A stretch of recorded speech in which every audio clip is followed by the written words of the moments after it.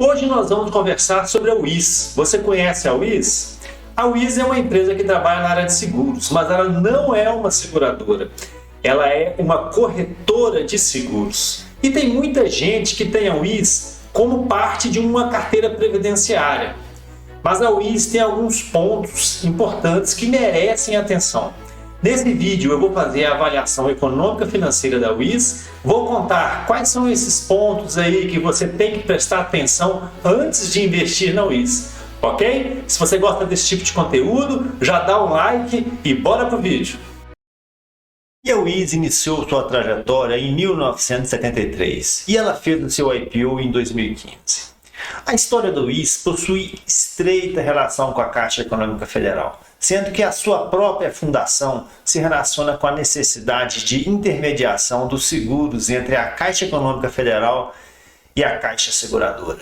Importante ficar claro desde o início que a Wiz não é uma seguradora. A Wiz é uma corretora. Ela vende seguros para seguradoras e é remunerada para isso. No entanto, em 2018, a Caixa Econômica Federal anunciou que ela não iria mais renovar o contrato com a Wiz. E a parceria, que durou 48 anos e era responsável por 90% do faturamento da Wiz, foi encerrada em 2021. E esse encerramento de contrato da Wiz com a Caixa Econômica Federal, que foi extremamente agressivo e traumático, que poderia inclusive decretar o fim da Wiz, se transformou em uma grande oportunidade de crescimento para a empresa. E nos últimos anos, a Wiz passou por uma grande reestruturação, resultando na reorganização da empresa em 3 unidades de negócio: a unidade de seguros, a unidade de crédito e consórcio e a unidade de serviços.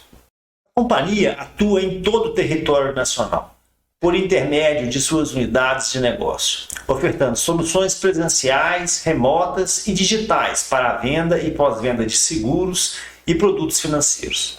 Hoje a empresa possui presença física em 26 estados, contando com o apoio de mais de 1.700 empregados espalhados em 11 unidades em mais de 400 municípios no Brasil.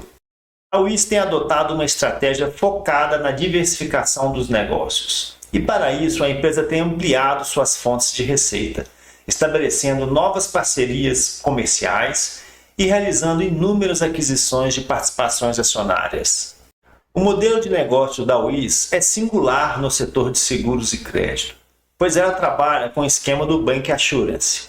O Bank Assurance consiste em ofertar seguros e consórcios utilizando a infraestrutura previamente existente de instituições financeiras. É a famosa venda do balcão bancário, onde a Wiz tem acesso aos clientes dos bancos e assim fica mais fácil vender seguros, consórcios e outros produtos financeiros.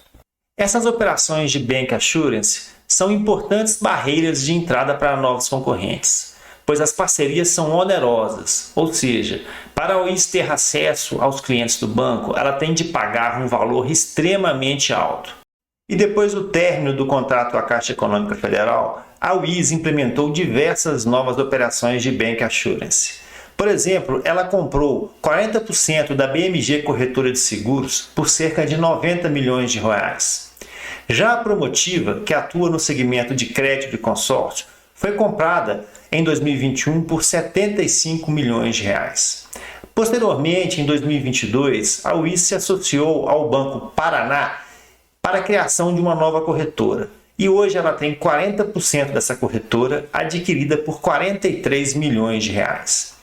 Ela comprou também por 585 milhões de reais 50,1% de uma nova corretora a ser constituída pelo Banco de Brasília. Além disso, a Wiz também comprou 40% da Interdigital Consultoria em Seguros por 114 milhões de reais em 2019.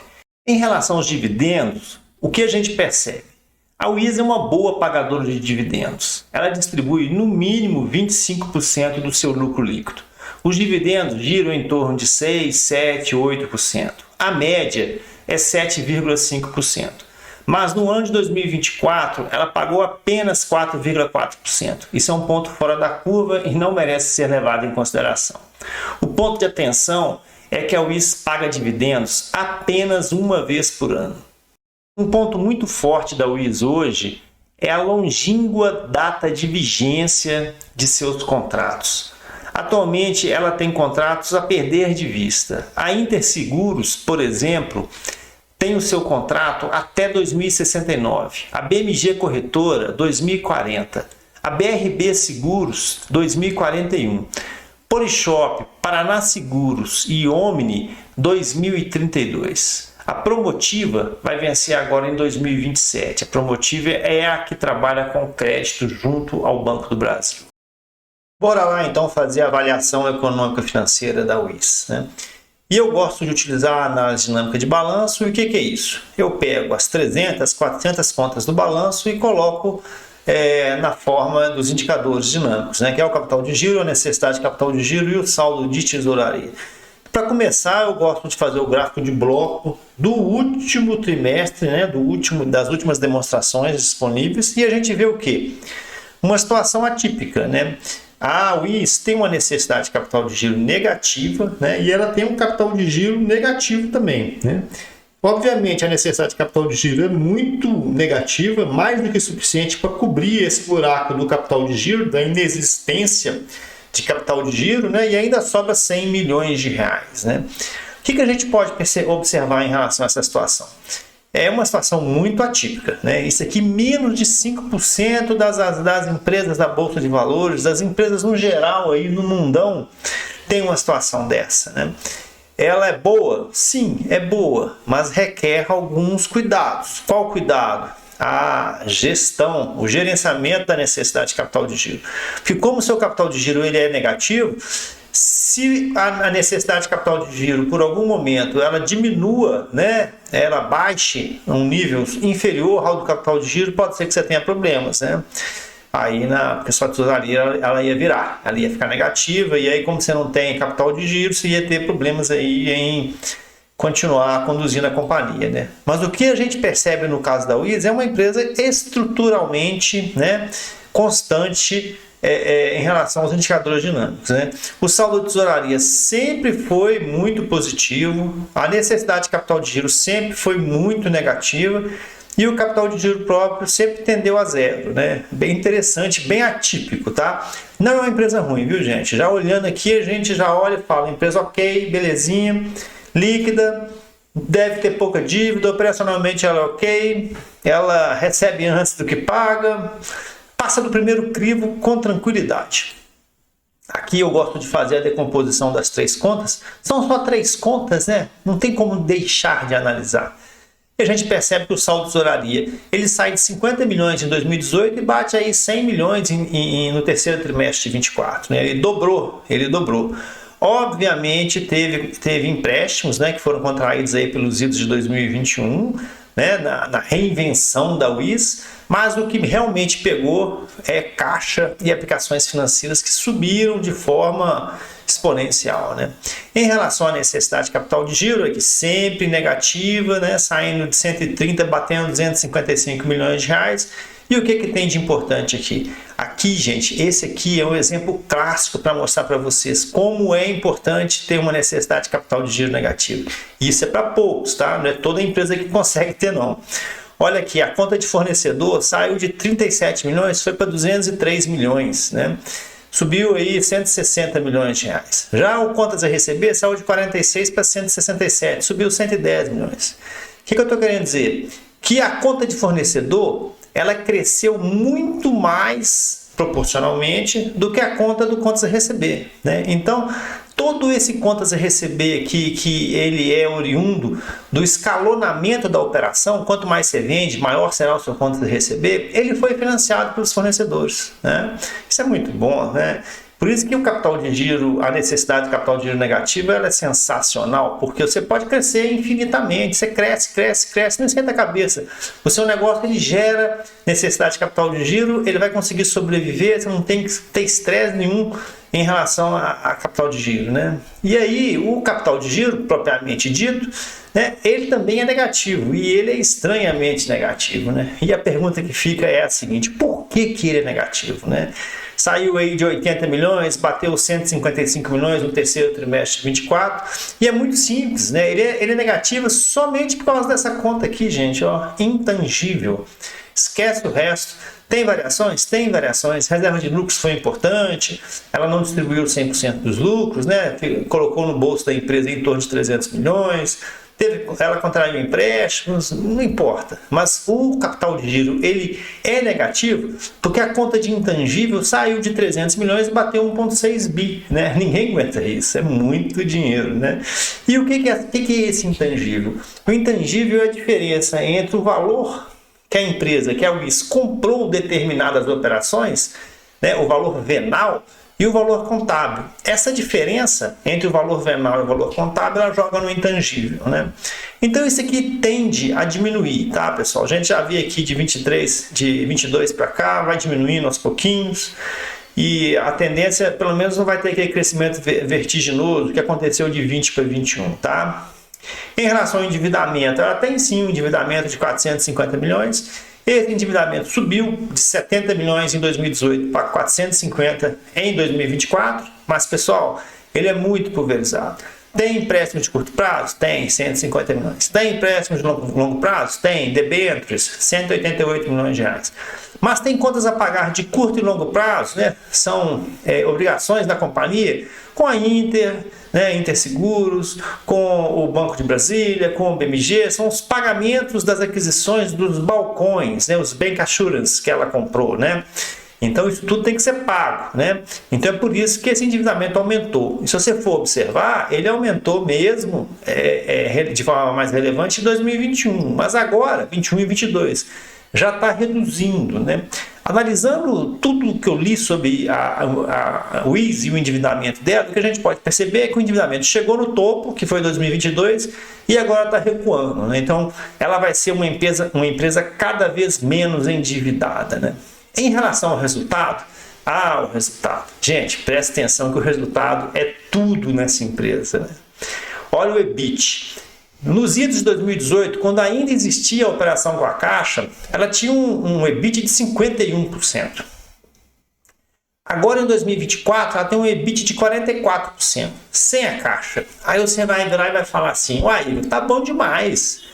Antes ela tinha um cliente só, o EBIT era 51%. Agora ela tem um monte de cliente, o EBIT é 44%, ela está faturando o dobro que ela faturava antes, mais do que o dobro. Bom demais. Calma que nós vamos tocar nesse assunto. Resultado financeiro levemente negativo, 60 a 70 milhões, dá para conduzir, não asfixia a empresa. E o lucro líquido é aquela mesma conclusão que o do EBIT é o lucro líquido, né? A gente podia falar assim, Igor, lá quando existia a Caixa Econômica, em 2018, ela tinha um lucro líquido de 184 milhões, esse em percentual deu 31%, né? Agora, em 2024, ela teve um lucro líquido de 225 milhões com 23,9% de rentabilidade, né? Então, assim, saiu de 31, foi para 23, beleza, tá tranquilo, em termos absolutos, está melhor, a empresa está mais diversificada, tá ok. É isso.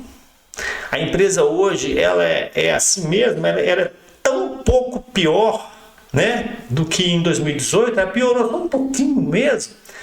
Não, pessoal, não é assim, tá? O que acontece? Esse lucro líquido aqui é o lucro líquido consolidado. Aqui eu estou colocando o lucro líquido da controladora. Qual que é a diferença do lucro líquido consolidado para o lucro líquido da controladora? Vou avançar aqui.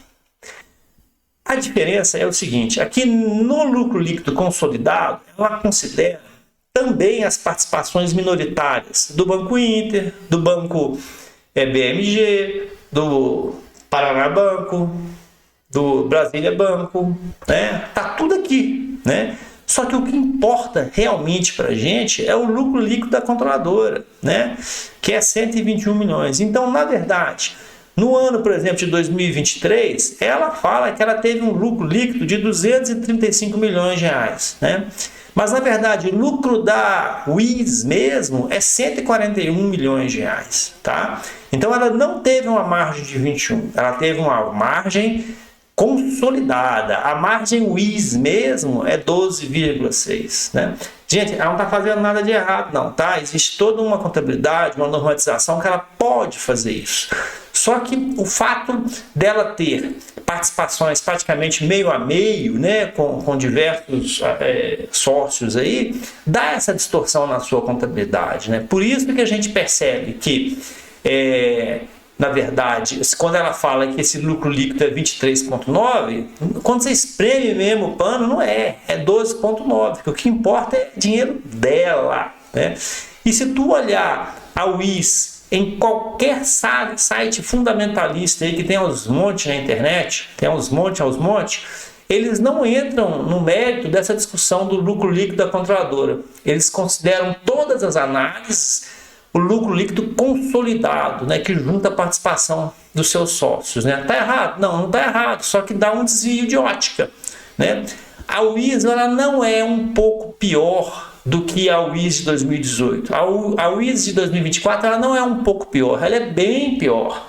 Ao invés de ela dar 30% de margem, ela dá 12,9% de margem, tá? De lucro líquido, tá?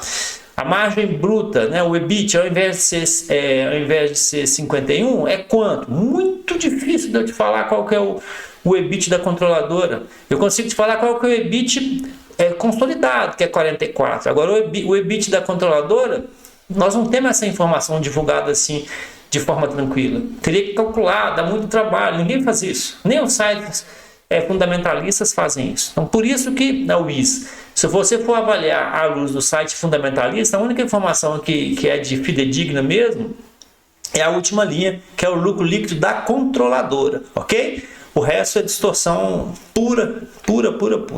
Gente, olha aqui o CMV. Já estava me esquecendo. O CMV, não podemos deixar de falar. Lá pelos idos de 2018, o CMV era 26%. O negócio para a Caixa era muito bom. Um CMV de 26% é muito bom. Agora o CMV está em torno de 42%. Né? Então é aquilo. É uma empresa que dobrou o faturamento, mas a sua margem ela diminuiu. O seu lucro líquido praticamente dividiu por 3%. E o seu CMV saiu de 26, foi para 42. Sob o ponto de vista econômico financeiro, você não faz uma avaliação muito legal, um comparativo muito legal. Mas a gente não pode ser bobão, a gente tem que lembrar que isso tudo foi necessário, né? E hoje a WIS tem um pipeline, né, muito robusto. Ela tem contratos aí para 20, 30 anos, né? Agora vamos responder as perguntas, né? Qual é a situação econômica e financeira da WIS? Qual que é o segredinho? E se vale a pena ou não investir na WIS como empresa previdenciária? Então, em relação à parte financeira, nós vimos que a WIS é uma empresa ok, né? Uma empresa que tem uma necessidade de capital de giro negativa e tem um capital de giro negativo também. E isso é muito atípico, né? Menos de 5% das empresas aí da B3 tem uma situação dessa. Mas a necessidade de capital de giro dela é tão negativa que com esse dinheiro que está sobrando, ela usa para custear, para zerar o capital de giro próprio dela e ainda sobra 100 milhões de reais para ficar em bancos. Isso é muito bom. Então a WIS é uma empresa muito líquida. Ela tem dinheiro em caixa, mais de 100 milhões de reais. E nós vimos sim que ela tem dívida, algo em torno de 450 milhões de reais. Mas assim, essas dívidas, elas existem em virtude da necessidade de diversificação e de sobrevivência da empresa, né? Vamos lembrar, lá em 2018, a Caixa Econômica Federal falou assim, olha, você tem um contrato aqui comigo, eu sei que ele é muito importante, 90% da empresa é o meu contrato, mas eu não quero mais. Isso agora vai passar para a Caixa Seguridade. E agora eu vou cumprir o contrato, mas eu não vou renovar. Cuide da sua vida. Foi isso que a Caixa falou. E aí, aquilo que estava em carteira, né, ele foi caindo, e ela teve que, o WIS teve que procurar outro negócio, outra fonte de negócio. E ela partiu para a diversificação. Ela fez contrato, né, ela fez uma aquisição de balcões, né, balcões de venda, junto à Caixa Econômica, junto à BMG, junto ao Banco de Brasília, ao Banco Paraná, aí teve a Omni, enfim, ela partiu para a diversificação. E essa diversificação custa caro. No vídeo eu mostrei lá, produto por produto, contrato por contrato, né? Eu lembro que o Banco de Brasília ela botou quase 600 milhões para comprar o balcão do Banco de Brasília, para poder vender seguro no Banco de Brasília, né? o Banco Inter foi na faixa de 111 milhões de reais para poder vender, né? Agora, isso foi tudo muito caro, e isso sim, né, esvaziou o caixa que ela tinha e sim, criou dívida, mas era necessário. Ou ela fazia isso, ou ela fechava. Era binária a situação. Aquela situação da Caixa Econômica tinha acabado, agora tinha que nascer uma nova UIS. E a UIS aprendeu, ela entendeu que ela tinha que diversificar. Ficar casada só com a Caixa Econômica Federal ia dar ruim, como deu, né? Mas enfim, houve uma avaliação míope, né? A empresa perdeu uma oportunidade de diversificar lá atrás, e como ela não diversificou, ela teve que diversificar depois, e aí ficou caro, aquela história, né? Compra boa é quando você não precisa, né? Quando você não precisa comprar alguma coisa, você compra bem. Quando você precisa, é sempre compras em... Seu poder de negociação, seu poder de barganha, ele fica prejudicado, né? Mas, enfim, ela está fazendo esse para casa, né? A UIS que tinha lá em 2018 e a UIS de hoje são empresas totalmente diferentes, né? Mas em que grandeza? Quem assistiu o vídeo viu, mas eu estou repetindo, vou dar uma pinceladinha aqui, né? Logo de cara, o CMV, o custo da mercadoria vendida, lá em 2018, na época da Caixa Econômica, era na faixa de 26%. Né? Agora, o custo da mercadoria vendida ponderado, porque ela tem um monte de projeto, um monte de balcão, está na faixa de 42%. Né? Então, olha o que você vê, antes era na faixa de 26%, agora é 42%. Né? O lucro líquido antes estava na faixa de 30%. Né? Agora, o lucro líquido dela mesmo está na faixa de 13%.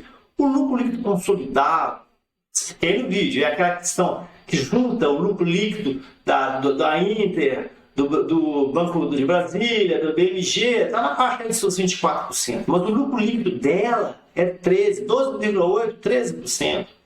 Então, assim, CMV antes era 40%, era 26%, agora é 40%. O lucro líquido antes era 30, agora era 12. Né? Faturamento, ela faturava 585 milhões de reais. Se você tirar a participação que não é dela, que são dos seus sócios, ela vai faturar aí em 2024 algo em torno de 700 milhões de reais. Então, assim, você tem duas empresas totalmente diferentes. Uma da época da Caixa e uma agora, a UIS diversificada. Né? Qual que é melhor? Se você for fazer a análise míope, sob o ponto de vista estritamente financeiro, a da Caixa era melhor. Agora, se você for fazer uma análise empresarial, a de agora é melhor, porque a de agora ela é mais diversificada, né? Ela tem um monte de projeto, ela ganha menos, mas ela tem maior perenidade. Você tem um contrato dela aí que vence daqui 30, 40 anos. Então, o pipeline de negócio dela é muito grande. Antes, na Caixa, não. Né? Então, assim, o que eu percebo? Quem investia na UIS lá produzido de 2017 e 2018, esse sim era míope. O de agora já tem um cenário diferente. Você tem uma UIS que financeiramente ela é pior que a de 2018, mas ela é mais saudável sob o ponto de vista estrutural, porque os negócios dela são mais perenes, né? E isso é muito importante. Então, nesse sentido, tem duas UIS, a de antes e a de hoje. A de hoje, econômico financeiramente, ela é pior, mas empresarialmente ela é mais forte, né? Sobre a questão dos dividendos, que eu posso falar o seguinte, a UIS sempre pagou algo de em torno de 7,5% de dividendos ao ano, né? Só que ela tem um grande problema, né? Que ela paga dividendos uma vez ao ano. Isso é muito ruim, né? Por que não paga dividendos aí? Seja ruim, paga 2 vezes por ano, né? O ideal é mensal. Não dá para ser, seja 4 vezes ao ano. Não dá para ser 2 vezes, agora 1 vez por ano é muito ruim. Você fica com a ação muito tempo na mão para pegar o dividendo, né? Então, assim, você não pode ter o UIS, só ela, como uma fonte de recursos previdenciários. Ela pode, sim, fazer parte de um monte de outras ações, de uma carteira, e aí ela vem e pingo dela, mas tem as outras pingando nos outros períodos. Né? É uma carteira que pode ser interessante, sim, sob o ponto de vista previdenciário. Principalmente se você perceber que talvez exista uma possibilidade de ganho de capital. Né? Lá pelos idos de 2018, essa ação era vendida aí a 5,50, 6, né? Essa ação bateu 12 e hoje voltou para 6. Então você tem uma ação que hoje ela tem um cenário, uma fotografia pior hoje, econômico-financeiro, mas ela tem muito futuro. Né? Então, nesse sentido, eu percebo que sim, a situação econômica financeira da UIS ela é boa, né? Ela tende a melhorar, né? ela tende a ser cada vez mais diversificada, ela vai diminuir esse endividamento de forma gradativa, como já está fazendo.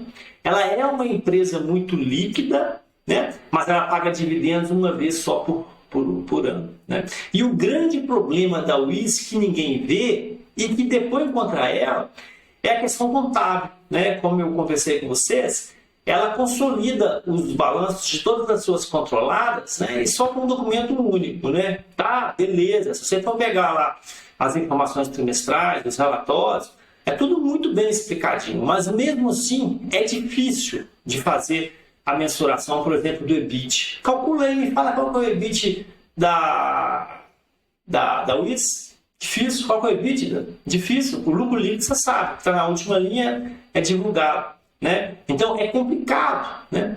E isso é muito ruim porque os investidores, quando eles analisam o Wiz, eles analisam sobre uma ótica incorreta, sobre a ótica consolidada, do balanço consolidado. E o balanço consolidado não significa nada. Nós precisamos analisar o Wiz sobre a ótica do balanço dela, né? É a participação dela, né? Então aquilo que você vê em todos os sites de internet tem uma distorção. Não é bem aquilo.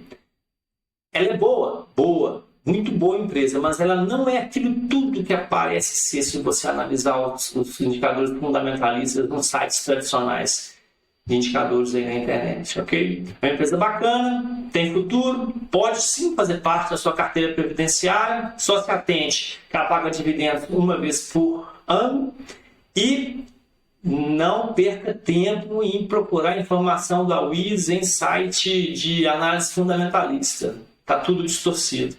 Ok? Espero que vocês tenham gostado. Muito obrigado. Fiquem com Deus.